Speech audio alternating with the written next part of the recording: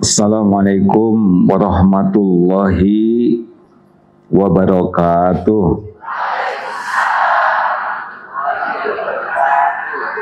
Alhamdulillahi rabbil alamin.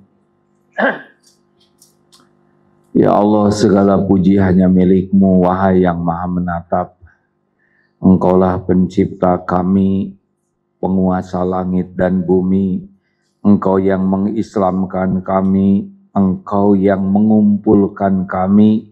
Hanya dengan pertolongan-Mu ya Allah, kami bisa mengenal-Mu, bisa memahami kebenaran. Hanya dengan taufik-Mu ya Allah, kami bisa mengamalkan Islam.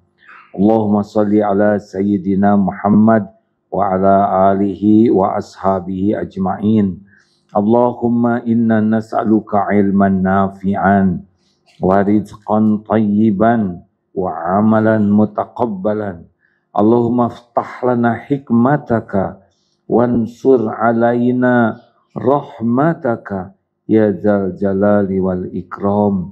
Allahumma inna nas'aluka imanan kamilan wa yaqinan sadiqan wa qalban khashi'an wa lisanan dzakiran.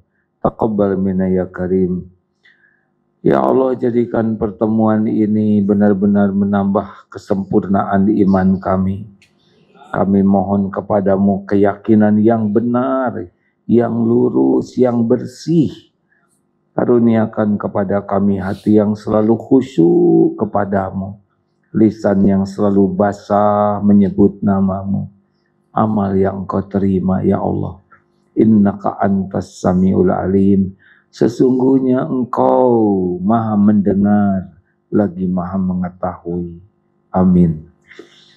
Rugi kalau tidak berdoa, karena tidak ada kebaikan apapun kecuali datangnya dari Allah. Wa ma bikum min ni'matin faminallah.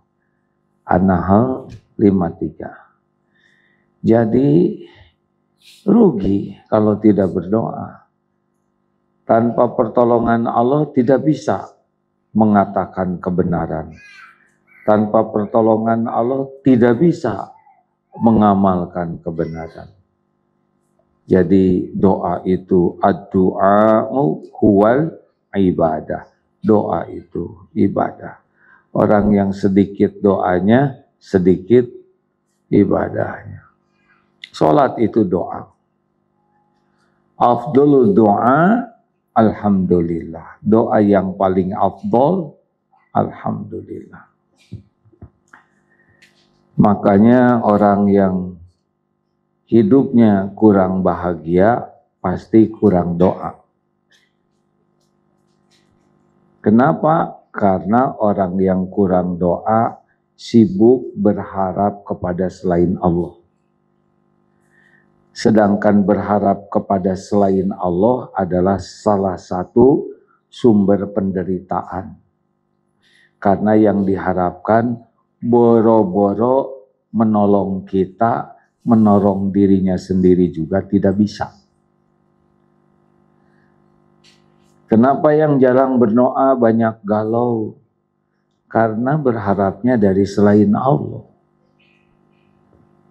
Mengandalkan selain Allah berarti mengandalkan yang lemah, mengandalkan yang tidak punya apa-apa, mengandalkan yang bodoh, mengandalkan yang banyak dosa.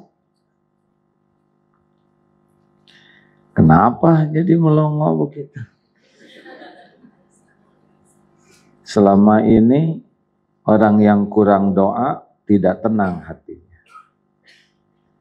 Doa itu zikrullah hadirin. Doa itu mukhul ibadah, saripatinya ibadah. Orang yang doa itu pasti husnuzon ke Allah. Sedangkan berbaik sangka kepada Allah adalah inti dari ibadah. Orang yang doakan orang yang yakin semuanya milik Allah, semuanya dikuasai Allah, semuanya hanya bisa terjadi dengan izin Allah. Husnuzon kepada Allah itu adalah intinya dari ibadah. Makanya ada hadis, walaupun hadis ini lemah, tapi disepakati ini berkesesuaian dengan yang lainnya. Doa itu mukhul ibadah, saripatinya ibadah. Karena di dalamnya benar-benar berbaik sangka kepada Allah. Makanya dikit-dikit, tuh kan nggak jawab. Saya tidak boleh berharap, tapi tetap ada jengkel di hati ini. Dikit-dikit doa. Ketemu suami, doa dulu, jangan merongos dulu. Pernah enggak ibu lihat suami langsung doa? Kalau jarang nggak usah ngejawab ya, daripada jatuhnya ngebohong. Harusnya pertama lihat suami langsung doa, alhamdulillah. Bagi yang ada suami dan suami sendiri ya. Kalau suami orang ya beda lagi doanya. A'udzubillah.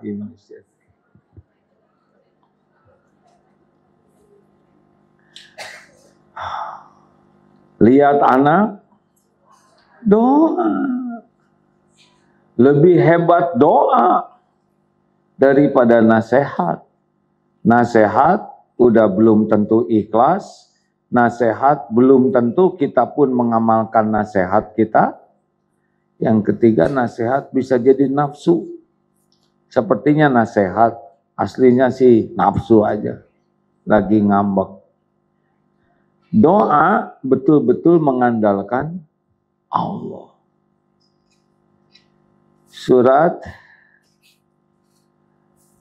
Al-Baqarah berapa? Wa idza sa'alaka ibadi anni fa inni qarib. 186 Al-Baqarah 186. Apabila hamba-hambaku bertanya kepadamu wahai Muhammad tentang aku, fa inni qarib. Sesungguhnya aku adalah dekat. Ujibu da'watad da'i idza da'an. Aku mengabulkan doa orang-orang yang berdoa apabila berdoa kepadaku. Ini Allah sedang mendengarkan kita tidak? Tuh kan ada yang nggak jawab. Apakah Allah sedang mendengarkan? Sedang memperhatikan? Adakah yang tersembunyi bagi Allah? Dalilnya apa? Ali Imran ayat 5. Innallaha la yakhfa alaihi syai'un fil ardi wala fis sama. Sesungguhnya bagi Allah tidak ada yang tersembunyi baik di bumi maupun di langit.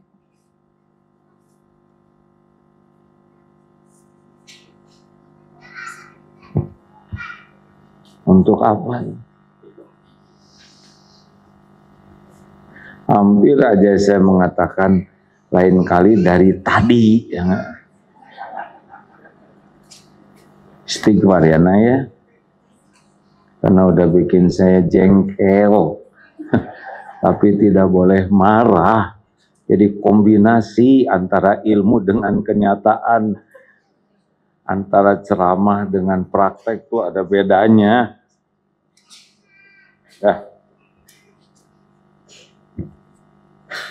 Saya ngedadahin jamaah ya. Ibu nggak bisa ikut dadah, saya kesini. Tapi udah nggak apa-apa, bebas ya. Nggak boleh berdebat Pak. Lanjut. Bangun tidur langsung bagus dong. Langsung makan lagi ya. Bagaimana doa bangun tidur? Allahumma barik lana. Padahal doa makan mah bismillah ya.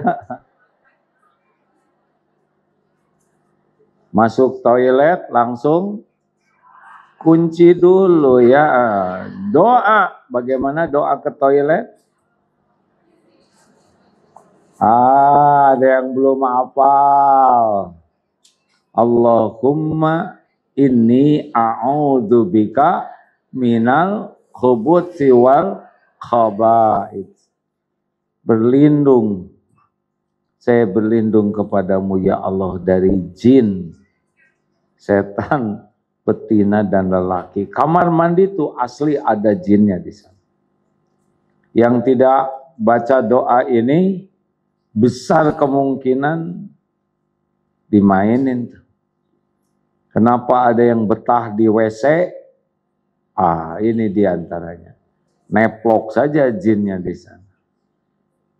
Ada yang suka lama di WC, besar kemungkinan ada urusan sama jin lah. Mungkin naksir jin. Nyari barang. Bagaimana kalau nyari barang? Doa. Jengkel. Doa. Cemburu. Doa. Sakit hati. Doa. Kenapa? Yang bisa menghilangkan pedih ini hanya Allah. Kita jarang mengandalkan doa. Jarang. Padahal tidak ada yang bisa terjadi tanpa izin Allah, baik nikmat maupun musibah. Dan Allah menyuruh kita doa, dan Allah mendengarkan doa kita. Bahkan sebelum mulut ini mengucapkan doa, Allah sudah tahu apa yang akan kita ucapkan. Kenapa Allah sudah tahu menyuruh kita doa? Karena doa adalah, ya Allah, ampuni hamba ya Rabb. Karena doa adalah ibadah. Nggak pakai doa juga kita diurus.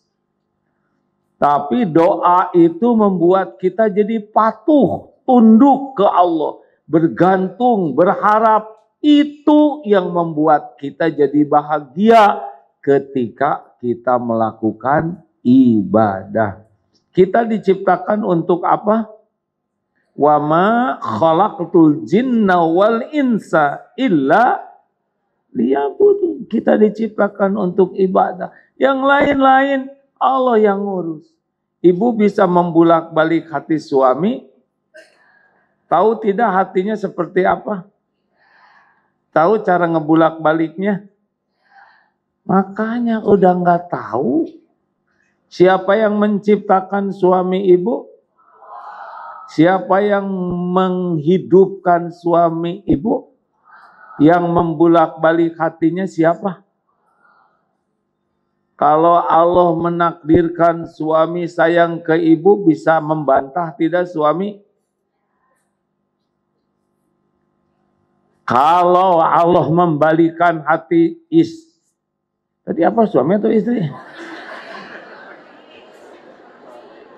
Gini, kan ada lelaki di sini. Kita ingin disayang oleh pendamping hidup. Tapi kita tidak tahu bagaimana caranya. Caranya sederhana. Jadilah orang yang disukai Allah. Bukan disukai pasangan. Ibu centil tuh nggak ngepek loh Bu. Mau pakai, jangan dibayangkan lelaki ya.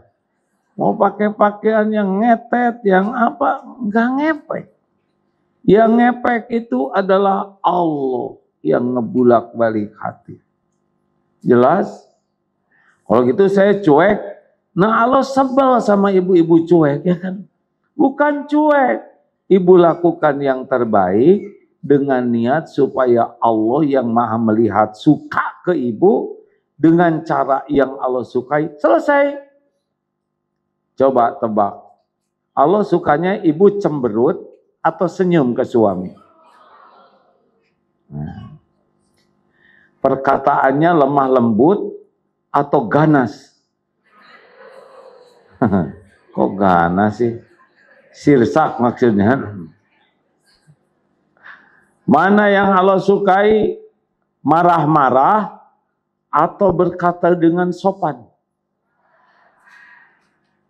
Nah, mana yang Allah sukai? Mengungkit-ngungkit atau memaafkan?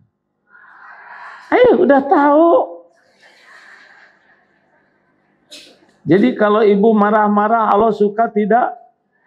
Ibu judes Allah lihat tidak?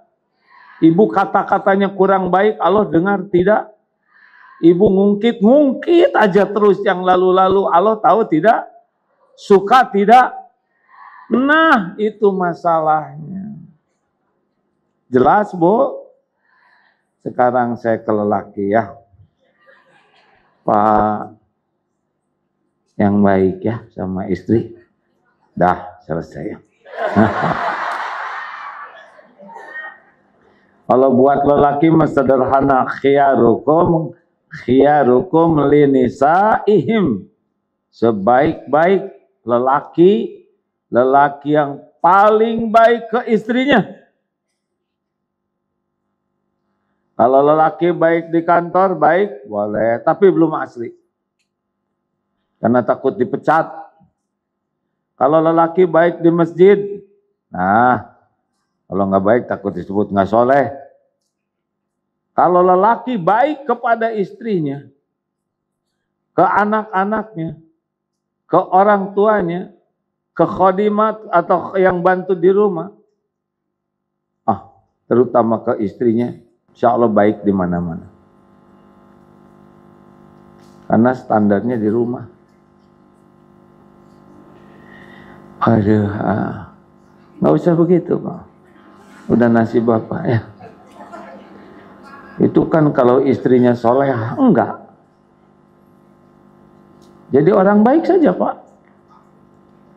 Mau istrinya galak, rewel, ngungkit-ngungkit, baik saja terus.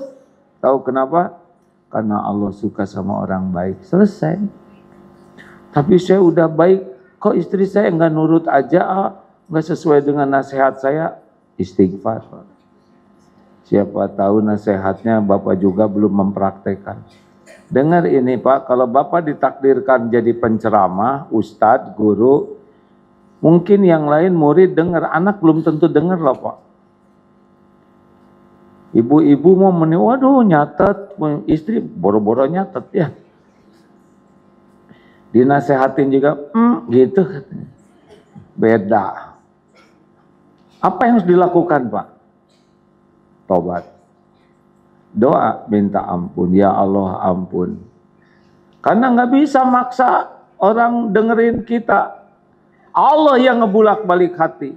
Kalau istri belum mau dengar, besar kemungkinan teguran dari Allah. Mungkin omongan kita niatnya enggak ikhlas, mungkin ceramah kita hanya untuk ceramah, bukan untuk diamalkan oleh dirinya. Mungkin kita banyak bicara, tapi kita enggak pernah peduli, kita mengamalkan atau tidak yang disampaikan, Allah tahu. Salah satunya dibalikan aja, jadi aja nggak ada yang mau dengar di rumah. Mikir, puas Bu? Puas? Nah, karena nggak puas sebab suami saya nggak dengar katanya. Tuh kan, mikirin suami terus. Kalau ibu juga begitu Bu, harus berusaha jadi orang yang disukai Allah. Dan disukai Allah itu sederhana. Innallaha la yanzuru ila suwarikum wa amwalikum walakin yanzuru ila qulubikum wa a'malikum.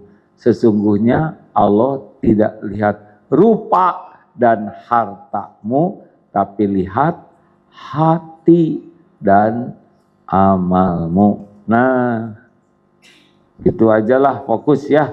Ini saya lihat pengajian ini udah 10 tahun lebih kita di sini ya.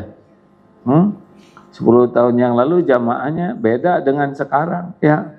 Sekarang sudah lebih bijak, jangan lebih peot atau Bu. Saya nggak ngomong gitu. Sudah lebih bijaksana dalam harapan ya. Saya juga sudah jauh semakin tua, Bu, Pak. Jadi Allah tuh tidak lihat casing, tapi lihat hati dan amal. Maaf ya, maaf ini terutama ibu-ibu, kalau lelaki mah ada mau pakai bedak Ustaz Rosidin? Hah? Pakai lipstick mau nggak? Didempul, diglowingin mau nggak, dipernis? Nggak mau. Kalau lelaki mah lebih simpel lah tentang casing. Wanita agak besar ujiannya tentang casing. Ya Bu, benar? Boleh nggak kelihatan casingnya bagus? Boleh. Tapi fokusnya jangan ke casing terus. Ibu nanti nggak bahagia. Harus menerima kenyataan. Kita tuh menua, benar? Menua dengan bahagia. Setuju?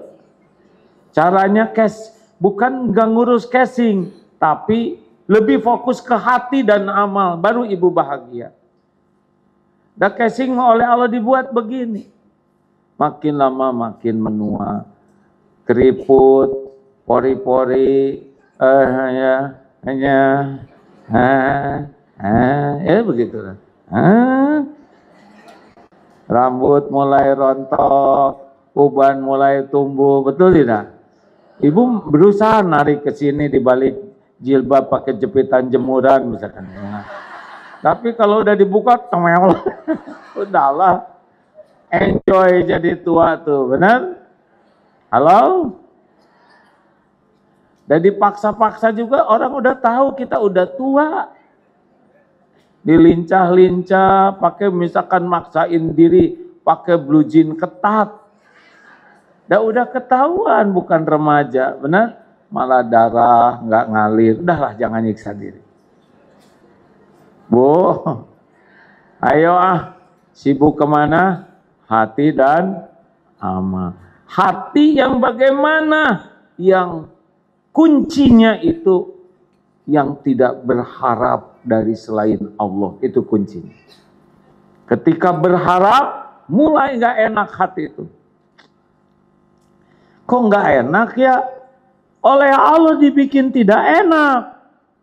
Allah kan tahu isi hati kita. Walaqad khalaqnal insana wa na'lamu ma tuwaswisu bihi nafsuh.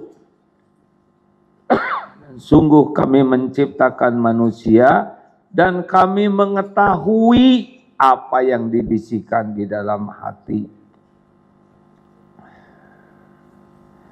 Jadi Allah tahu isi hati kita. Ketika kita berharap ingin dipuji, ingin diakui, ingin dihormati, ingin dikagumi, ingin diberi, ingin dicintai oleh makhluk, tapi tidak melibatkan Allah. Allah tahu nih hati kita lagi berharap ke makhluk. Turunkan oleh Allah alarm GTA. Galau tiada akhir. Cemus. Bacem, banyak cemas. Cemurus. Nggak ada ringkasan kayak gini. Cemas terus menerus. Apalagi ya sesuka ibu aja lah ngarang. Yang pasti Allah yang membulak-balik hati tidak suka kalau kita sibuk bersandar kepada selain Allah. Nah itu mau latihan bersih hati. Kalau mau boleh, nggak apa-apa, mau diam juga sok. Saya tidak boleh berharap jawaban. Kalau kita jengkel, sakit hati, kesel, kecewa, boleh nggak? Itu normal. Kalau enggak, kita enggak normal, enggak ada pahalanya. Dari sana dibawa kemana, ya? Jadi kecewa, sakit hati, tersinggung, kesel, perih, itu normal, biasa semua dapat ya. Tapi berapa lama dan dibawa kemana? Jelas? Halo? Nah, ini yang sekarang bahasannya itu adalah bagaimana supaya hati ini dikit-dikit kembali ke Allah. Jangan ada selain Allah yang berlama-lama di hati kita. Nanti Allah cemburu. Siapa yang menciptakan kita? Yang menghidupkan kita? Kita tinggal di bumi milik siapa? Yang ngurus diri kita setiap saat siapa? Yang menutupi aib kita? Yang bisa mengampuni jawab? Yang ngasih pahala? Yang bisa menenteramkan hati? Siapa yang bisa memberi solusi? Yang bisa melindungi? Yang bisa membuat kita husnul khotimah?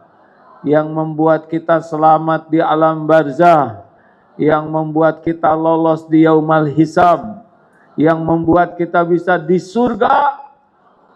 Nggak ada tuh satu patah kata pun selain Allah, benar? Ibu nggak nyebut-nyebut suami loh. Mau ngapain kebanyakan mikirin suami? Bu, jujur ya, kalau ibu terus-menerus ingat ke suami, jatuhnya jadi tenang atau galau? Nah, sekarang terus-menerus ingat anak, jatuhnya tenang atau galau? Ibu terus-menerus melihat wajah ibu di cermin, jadi tenang, jadi galau? Aduh.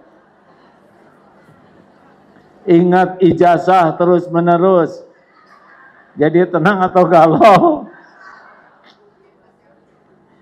Ingat uang, tenang atau galau? Galau. Allah tuh menciptakan hati kita untuk Allah.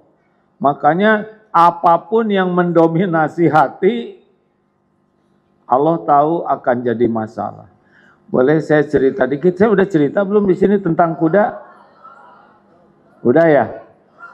Hah? Kalau ada yang udah dengar, ayo ceritakan.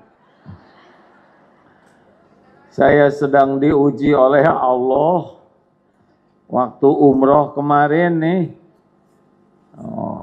Oktober ya? 13 Oktober. Astagfirullah, ini umroh diuji. Ujiannya adalah sedang banyak menggelorakan kembali semangat berkuda sebagai olahraga sunnah. Jadi sering lihat kuda, sering lihat video kuda, artikel kuda. Tidak salah, karena Allah sudah bersumpah di dalam surat Al-Adiyah. Satu-satunya sumpah atas nama hewan, Al-Adiyah. Demi kuda yang berlari kencang.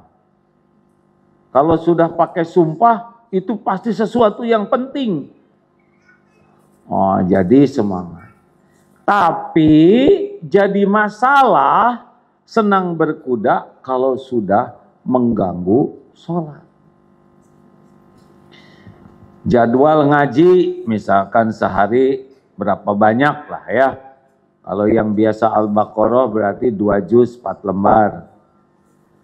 Berkurang tidak gara-gara kuda?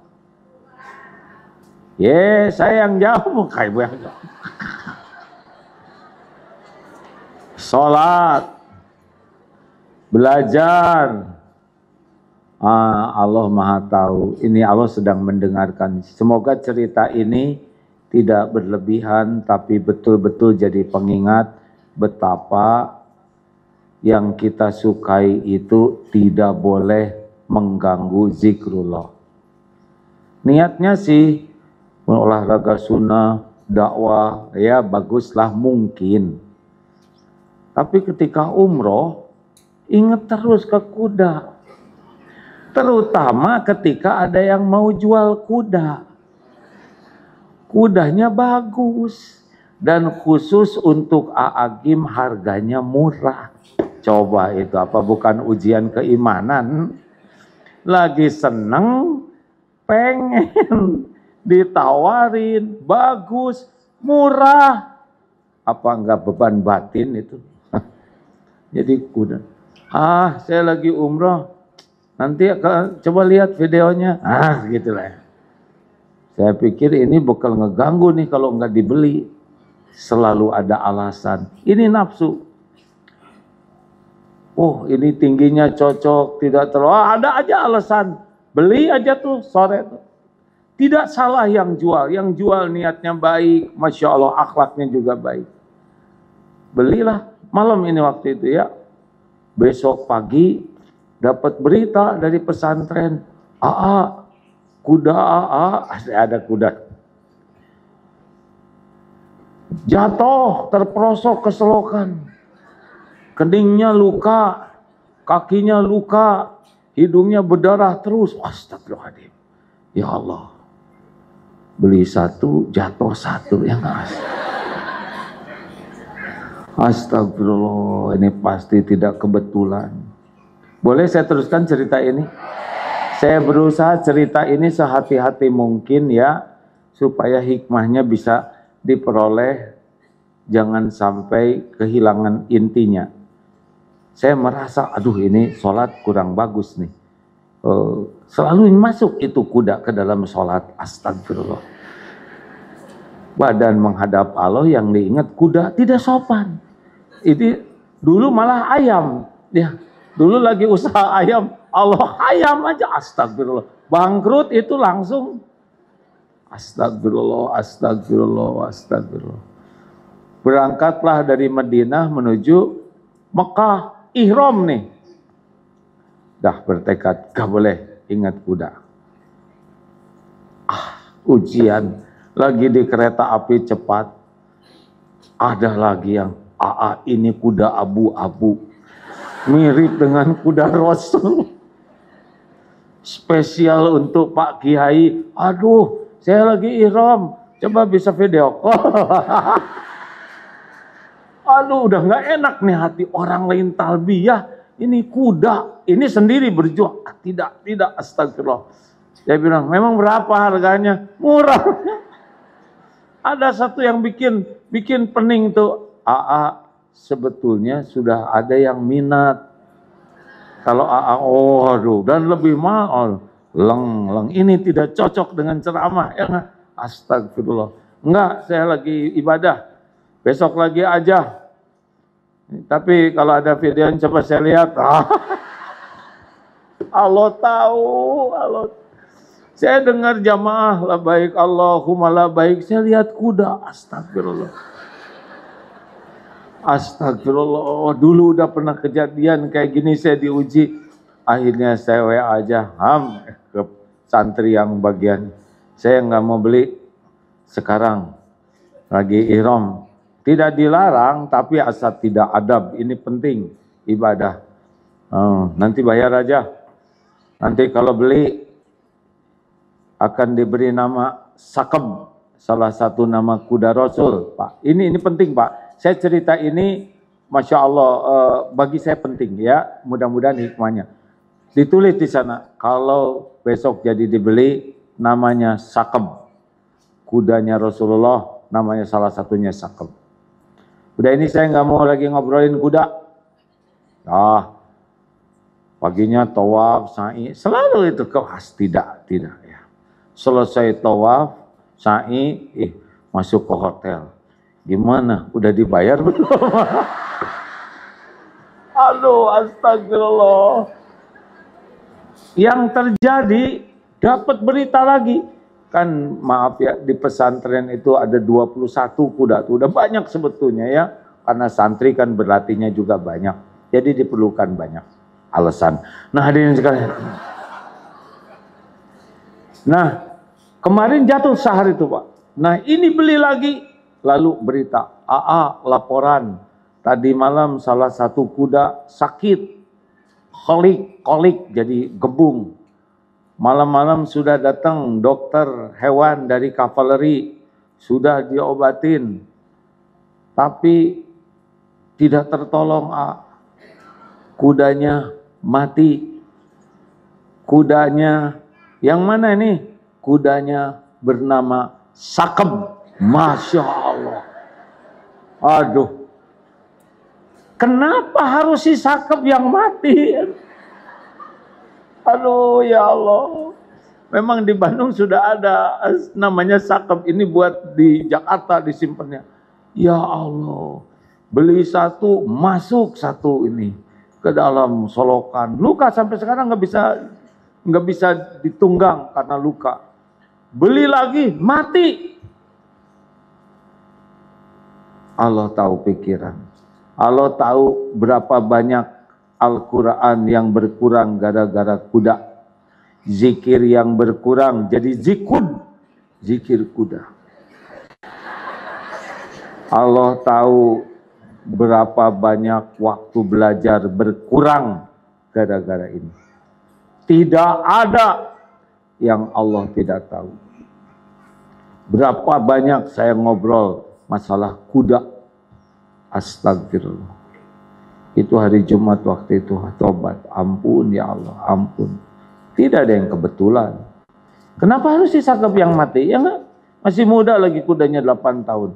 Kalau udah aki-aki 30 tahun, maaf ya, masih wajar. Saya juga punya kuda sepuh ya.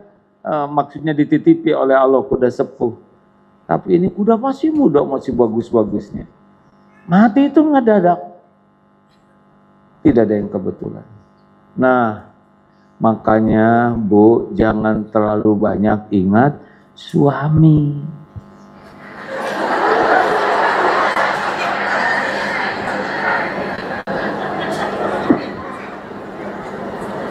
Kalau sampai sholat ibu mikirin suami, saya tidak membandingkan dengan kuda ya. Ingat selewat masih mending. Tapi kalau sepanjang sholat hanya itu saja yang mendominasi, Allah tahu. Uang, tas, belanja online, restoran baru, itu yang dipikir, Allah tahu. Halo? Tuh, saya sampai berkeringat nih cerita ini. Saya mohon ampun ke Allah kalau ada yang kurang pas dari cerita ini. Tapi saya berharap ini serius nih. Jangan main-main dengan sholat. Ini yang akan kita bahas hari ini ya. Di dalam surat Al-Baqarah ayat 3. Ciri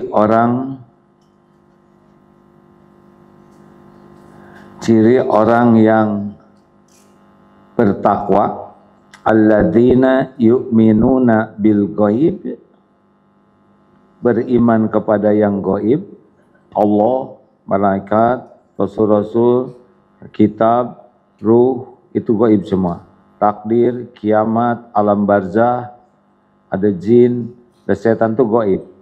Ada sorga, neraka, yaumal hisab, itu gaib. Beriman, yakin, itu ciri orang takwa. Yang kedua, sholat. Nah, Bu, Pak, masalah kita tuh pasti yang pertama masalah keyakinan kepada yang gaib, dan yang kedua masalah sholat. Kita sering menganggap, wah, saya itu banyak masalah, ini keluarga, ini anak, ini kesehatan, keuangan. Enggak, masalah kita tuh masalah keyakinan ke Allahnya enggak benar, enggak husnudzon, dan yang kedua sholat. Sholat bermasalah, hidup bermasalah. Sholat jelek, hidup jelek. Sholat bagus, hidup bagus. Bagus itu bukan berarti punya rumah bagus, banyak uang, tapi ajeng ngadepin hidup ini. Episode apapun yang harus dijalani, sakit, sehat, dicaci, dipuji, ajeng, bagus sikapnya tuh, mantep.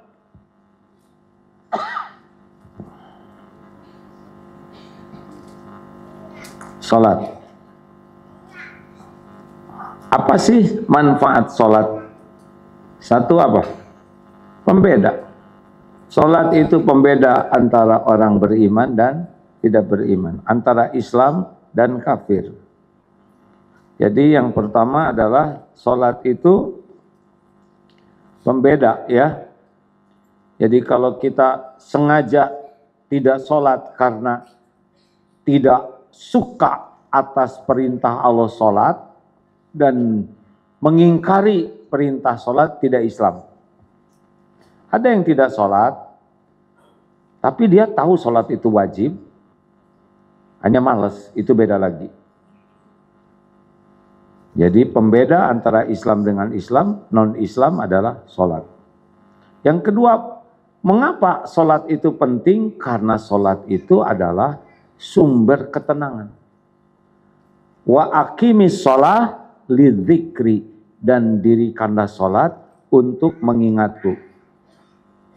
Surat Toha ya, Toha 14.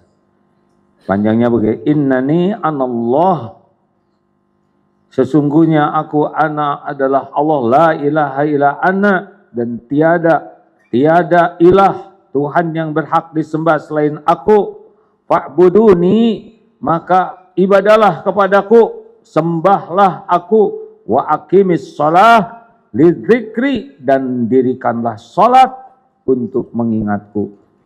Jadi salat itu kunci ketenangan, karena sumber ketenangan alladzina amanu wa tatma'innu qulubuhum bidzikrillah, ala bidzikrillah tatma'innul qulub. Camkan, hanya dengan mengingat Allah hatimu akan tentram.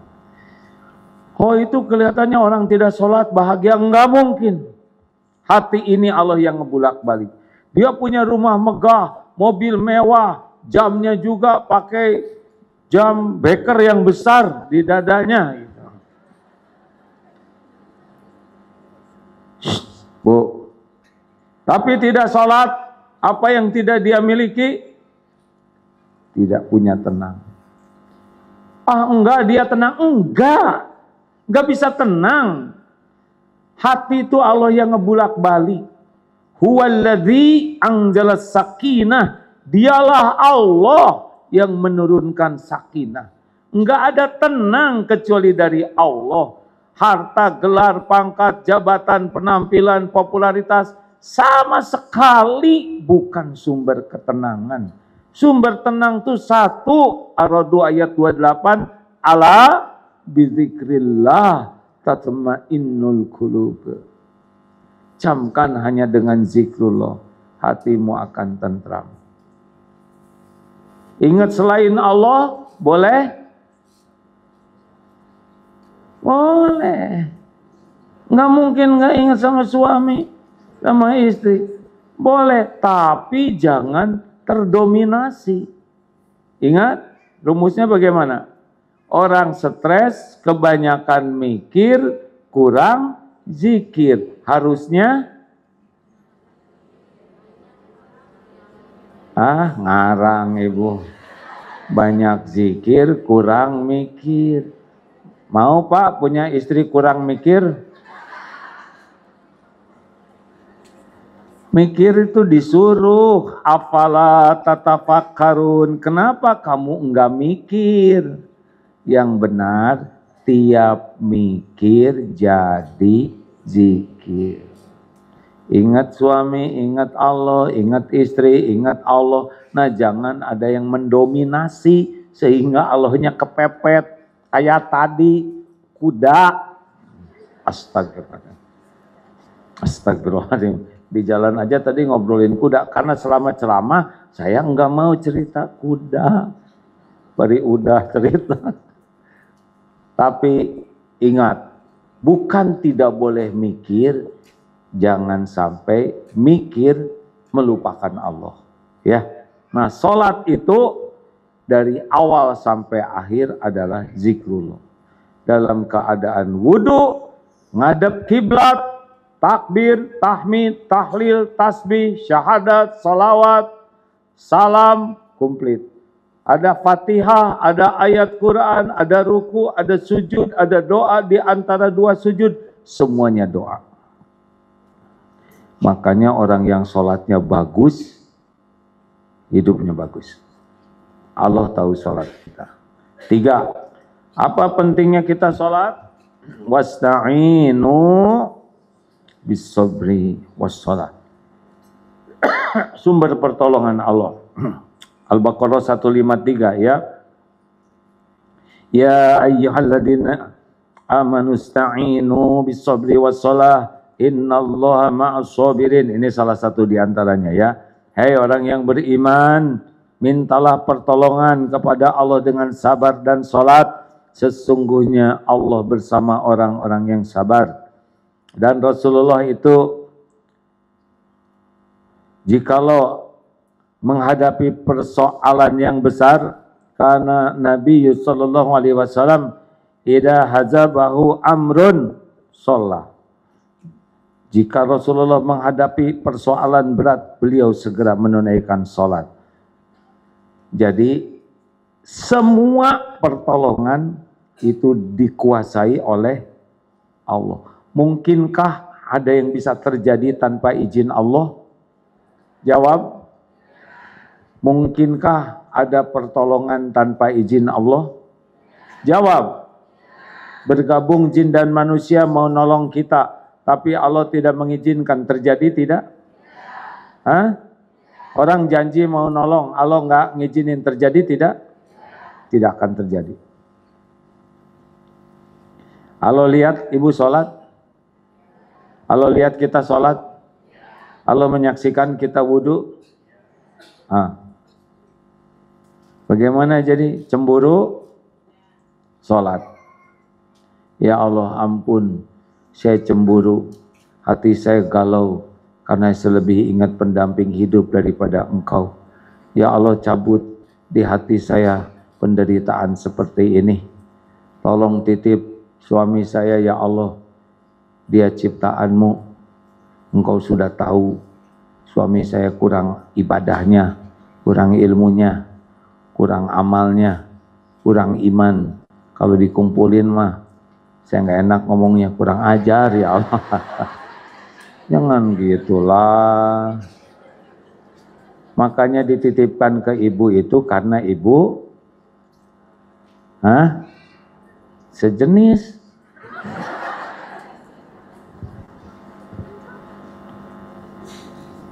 Dikit-dikit sholat ya Bu, Pak, sedih, dapat bahagia, sholat. Punya keinginan, cemas, dan Allah lihat kita sholat. Apalagi inna sholata tanha anil fahsya'i wal munkar. Al-Ankabut 45. Kita perlu, karena kita suka gampang marah, pelit, suka dendam ke orang. Belum lagi ada yang bermasalah dengan syahwat, ada lagi yang bermasalah dengan amarah. Sholat bagus, Allah ngasih rem kepada kita. Kenapa itu kok ada yang korupsi tapi dia sholat? Pasti sholatnya jelek. Kalau sholatnya bagus, dia tidak akan diizinkan oleh Allah. Tidak terjadi korupsi. Kok ada yang sholat berzina, berarti sholatnya enggak bagus. Karena kalau sholatnya bagus, dia tidak berzina. Halo? Kenapa ibu sibuk ngomongin orang lain terus? Pasti sholatnya jelek. Kalau sholatnya bagus, nggak akan mau ngomongin rem loh Bu. Kalau ada di antara jamaah ini pelit, pasti sholatnya nggak bagus. Serius Bu. Karena orang yang sholatnya bagus, salah satunya jadi dermawan. Kenapa? Karena pelit itu adalah perbuatan keji. Al-Baqarah 268. Asyaitonu ya'idukumul faqra wa ya'murukum bil fahsya. Setan itu menakut-nakutimu, menjanjikan kefakiran dan menyuruhmu berbuat keji, yaitu bakhil, pelit. Kenapa ada orang pelit? Karena sholatnya jelek. Kalau sholat bagus mesti senang sedekah. Cukup segitu aja hadirin. Jadi kalau ibu yang ada rada gampang marah, sholat Bu. Nanti oleh Allah dibuat hati kita tuh lebih tenang. tidak jengkelin.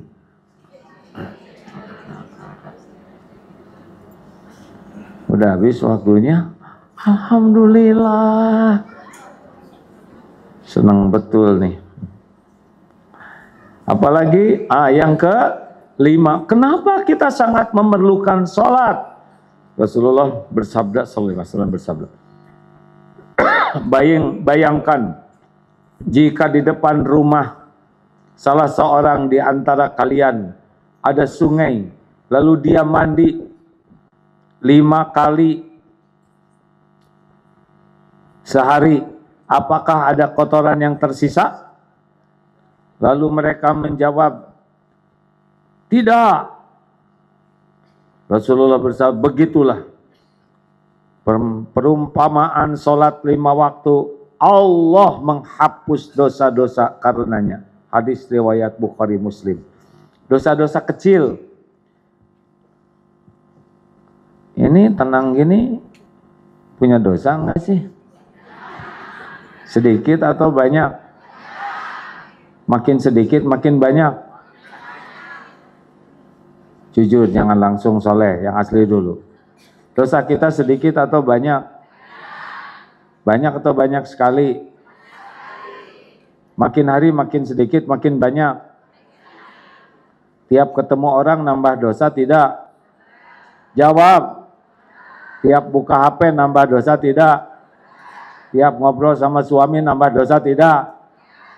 Nambah, Bu. Duduk aja ibu nambah dosa. Perasaan si ibu ini bulan lalu kerudungnya yang ini ya. Dah. Ngebeliin. Enggak. Aslinya, saya aja nih sedang ceramah begini, mudah-mudahan ada yang jadi amal. Tapi ada juga yang jadi dosa ini.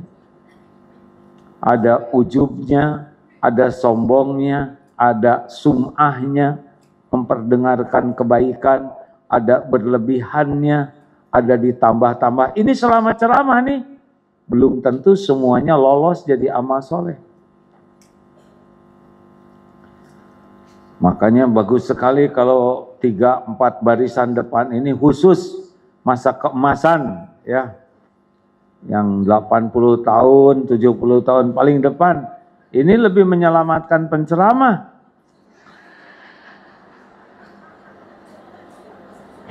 Makanya ibu kalau saya lihat ke sana bukan lihat wajah ibu-ibu, lihat lampu, lihat taman, pohon yang aman aja. Atau lihat ke sini nih. Karena pasti dosa akan ada lewat mata, telinga, pikiran. Dan obatnya adalah sholat. Makanya menghadapi sholat duhur itu semangat. Karena dosa dari subuh sampai duhur, selain dosa besar, kalau dosa besar gimana? Itu ada lagi prosedurnya. Ya, salah ngomong, ini mata keceletot, hapus duhur. Kalau sholatnya bagus, kalau sholatnya jelek, nambah. Ya, harusnya sholat itu penghapus. Apa sih nantinya cirinya orang yang dihapuskan dosanya? Tenang, hatinya lebih tenang, lebih adem, tidak mudah terombang-ambing. Allah yang bikin tenang. Semangat sholat, semangat, hapus ya. Semangat nih sholat, karena harian ini berapa jam nih bikin dosa, pasti ada macam-macam.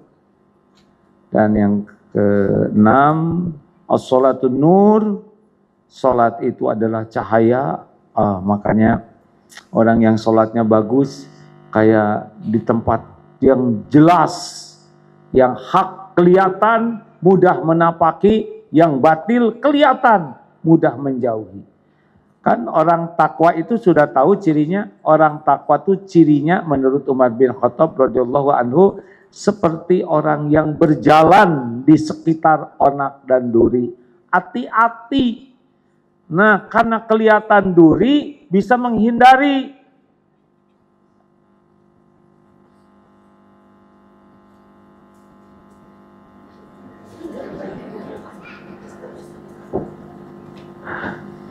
Saya emang nggak melarang ngobrol, silakan aja. Cuma kalau ada yang ngobrol, saya istirahat.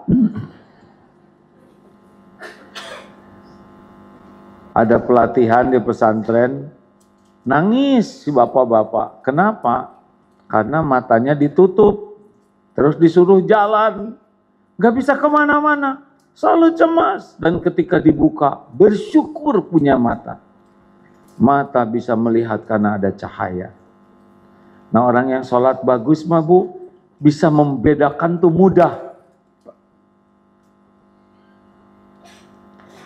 Boleh yang mau makan juga silakan, itu kerusuk ya. Saya mengerti ya, lapar, buka timbel nggak apa-apa. Yang kerusuk buka roti langsung cep begini. Saya yang salah, harusnya diam aja ya. Astaga, Bu maaf ya Bu, kurang khusyuk nih sholat saya. Harusnya saya lebih menjaga perasaan yang lapar, benar tidak? Kan lagi pelan kerosok tuh mah.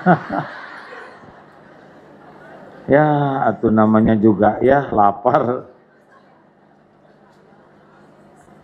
Dan yang ketujuh, makin banyak sujud, makin dekat dengan Allah. Kenapa? Karena aqrabu ma yakunul abdu mir rabbihi wa huwa sajid.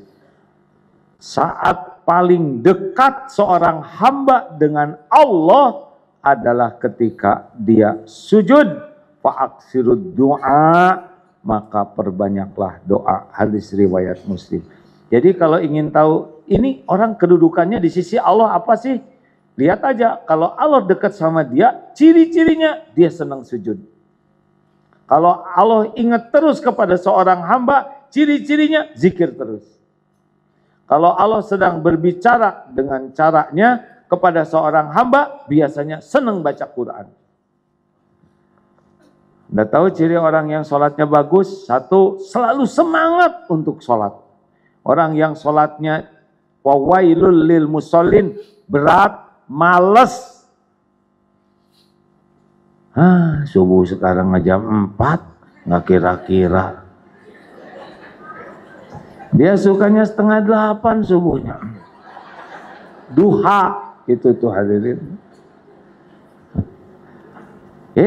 Baru aja duhur, udah asar. Cepet banget ya, kayak yang jengkel gitu. Tapi orang yang sholatnya bagus, cirinya adalah selalu antusias. Mau sholat tuh semangat. Sebelum azan udah siap-siap. Azan dijawab dengan baik. Selesai azan doa dari azan ke qomat, doanya mustajab. Kalau lelaki di masjid nunggu waktu sholat, senang. 2, ciri orang yang sholatnya bagus adalah well prepared. Aduh, ya. Jadi selalu dilihat dari persiapannya bagus.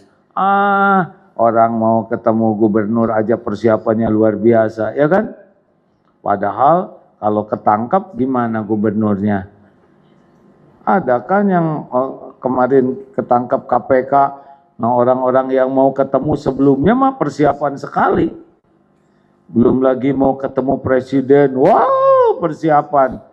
Ini mau ketemu Allah, Tuhan semesta alam, pemilik, penguasa, penentu segalanya. Makanya bisa kelihatan orang yang sholat bagus itu dari wudunya. Kalau wudunya bagus, biasanya sholatnya bagus. Kalau wudunya asal-asalan, sholatnya asal.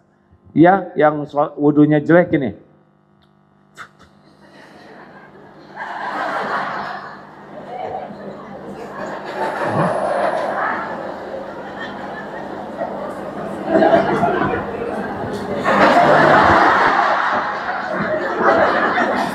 Aduh, jangan dipotong ini, tolong ini. Kalau viral bahayanya. Enggak mau tuh sela-selanya enggak. Hanya siram, kepret-kepret. Makanya ibu kalau mau pakai dempul, wudu dulu, terus dempulnya dempul yang ringan aja. Jangan takut hilang dempul, nggak sopan nyebut dempul, pakai upnya itu jangan pakai yang macam-macam lah ya, ringan-ringan aja. Nah, orang juga udah tahu modal kita yang aslinya ya kan. Bukan tidak boleh, tapi jangan sampai ngerusak sholat. Setuju? 3 ciri orang yang sholatnya bagus adalah tumanina. Senang on time. As-sholatu ala waktiha. Orang yang sholatnya jelek senang menunda. Ada aja alasan. Ini sapu belum beres, ini gorengan belum diambil, lagi nunggu paket, nanti saya sholat paket datang gimana? Ketawa, berarti menjiwai. Bu, Ibu, jangan banyak alasan, ya. As-sholatu ala waktiha, itu intinya. 4, ciri orang yang sholatnya bagus, tumaninah. Enak sholat. Allahu Akbar. Tenang. Tiap bacaan dinikmati. Orang yang sholatnya jelek, gercep. Gerak cepat. Sat-set.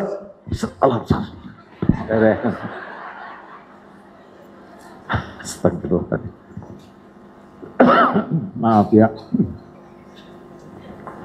Orang yang sholatnya gesit, tuntas dengan seksama dalam waktu yang secepat-cepatnya, itu ciri orang yang lalai dalam sholat.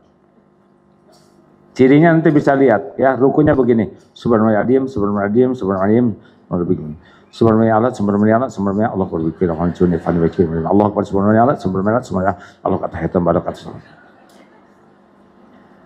Silakan ibu coba ngobrol dengan suami, minta sesuatu ke suami dengan kecepatan bacaan sholat ibu.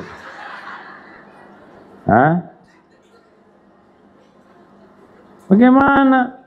Rabbighfirli warhamni. Begitu. Tapi yang sholatnya jelek,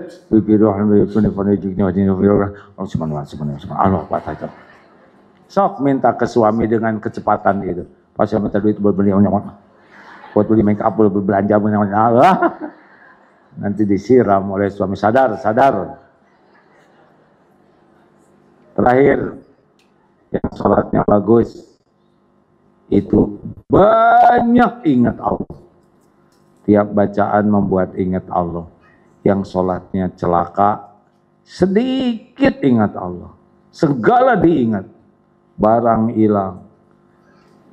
Rencana makan siang nanti. Banyak yang masuk. Yang tidak kepikir lagi sholat, justru lagi sholat kepikir. Allah tahu tidak pikiran kita? Dan yang terakhir, riya.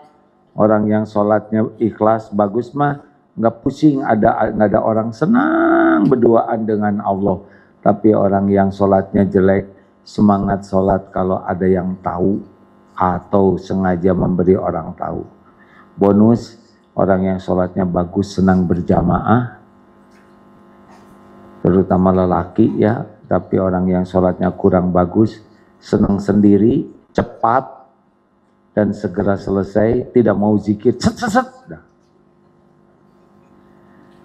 Perbaiki sholat. Kenapa ya saya susah ingat Allah? Saya lihat ini ya, ini jamaah banyak nih. Ini fokus semuanya khusyuk. Tahu kenapa? Karena ngerti bahasa saya. Ya. Coba saya ceramah pakai bahasa Cina. Bubar. Kita tidak bisa khusyuk di antaranya karena tidak ngerti arti bacaan sholat. Dari dulu sholat dan dari dulu tidak ngerti.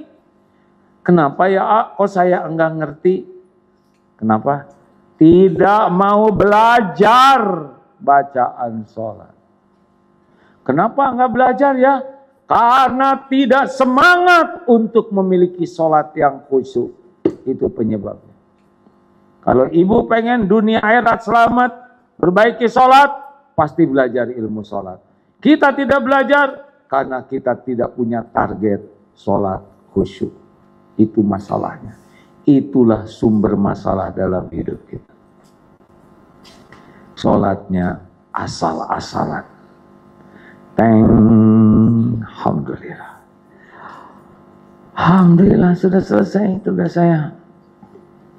Terima kasih ibu bapak. Mikirin apa sekarang? Pulang dari sini belajar ilmu sholat, belajar bacaan sholat, sampai minimal yang standarnya mengerti. Siap? Siapa yang menakdirkan saat ini ketemu? Ilmu ini manfaat tidak? Kalau manfaat, insya Allah, maka itu dari Allah. Allah lihat siapa yang mengamalkan atau tidak. Yang mengamalkan Allah nanti nambah ilmu lainnya. Terima kasih. Allahumma sholli ala Sayyidina Muhammad wa ala alihi wa ashabihi ajma'in. Ya Allah, Engkau sudah dengar apapun yang terucap. Pilihkan untuk kami hanya ilmu yang Engkau ridhoi, ya Allah. Hanya ilmu yang menguatkan iman. Hanya ilmu yang berbuah amal soleh. Lindungi kami dari niat yang salah. Dari ilmu yang tidak manfaat. Dari amal yang tidak Engkau terima. Ya Allah, ampuni sebanyak apapun dosa kami. Sekelam apapun masa lalu kami, sehitam apapun kehidupan yang pernah kami lalui, bersihkan kami dari aib-aib, sehina dan senista apapun yang kami tutup-tutupi. Ya Allah, ampuni segala perbuatan buruk kami kepada orang tua. Allahumma ighfir lana wali walidina warhamhum kama rabbawna shighara. Ampuni dan sayangi orang tua kami, ya Allah. Jadikan sisa umur ini menjadi jalan kebahagiaan, kemuliaan, keselamatan dunia akhirat orang tua kami. Rabbana hablana min azwajina wa dzurriyyatina qurrata a'yun waj'alna lil muttaqina imama. Ya Allah, ampuni semua akhlak kami kepada keluarga, kepada pendamping hidup, kepada anak-anak yang Engkau titipkan. Ampuni kami belum jadi contoh yang baik. Belum sungguh-sungguh mendidik di jalan yang Engkau sukai. Ampuni kami belum bisa membimbing amanah yang Engkau titipkan. Jadikan sisa umur kami menjadi keluarga sakinah. Berikan pendamping, ya Allah, bagi yang mendambakannya. Titipkan keturunan bagi yang menantikannya. Karuniakan kepada kami anak yang soleh, soleha, yang benar-benar berakhlakul karimah. Ya Allah, Engkaulah yang maha tahu kapan hidup kami berakhir. Jadikan umur yang tersisa ini bisa menebus semua dosa. Bisa jadi bekal pulang husnul khotimah. Allahumma inna nas'aluka taubatan nasuha wa taubatan qoblal maut wa rahmatan indal maut wa magfiratan ba'dal maut. Allahumma hawin alaina fi sakaratil maut. Allahumma inna nas'aluka husnal khatimah wa na'udzubika min su'il khatimah. Ya Allah, berikan kesembuhan jamaah yang sedang sakit, Syafi. Berikan kecukupan bagi yang sedang kekurangan, ya Allah. Berikan kemudahan bagi yang sedang dihimpit kesulitan. Berikan ketenangan jamaah yang hidupnya selalu resah gelisah. Bayarkan yang sedang dihimpit hutang, ya Allah. Mudahkan hajat-hajatnya terkabul, hajat yang maslahat dunia akhirat. Undang jamaah ini ke Baitullah, ya Allah. Sempurnakan keislaman kami sebelum ajal tiba. Istiqomahkan sisa umur kami ya Allah. Jadikan akhir hayat husnul khotimah. Allahumma ansur ikhwanana fi Filistin. Allahumma a'izal Islam wal muslimin. Rabbana atina fid dunya hasanah wa fil akhirati hasanah wa qina azabannar. Amin ya rabbal alamin. Sallallahu alaihi wasallam. Ibu bapak terima kasih ya. Doakan supaya bisa istiqomah. Sampai jumpa di Istiqlal hari Ahad besok atau tanggal 2 di masjid ini Desember. Assalamualaikum warahmatullahi wabarakatuh. Assalamualaikum. Bersama Saling Sapa TV.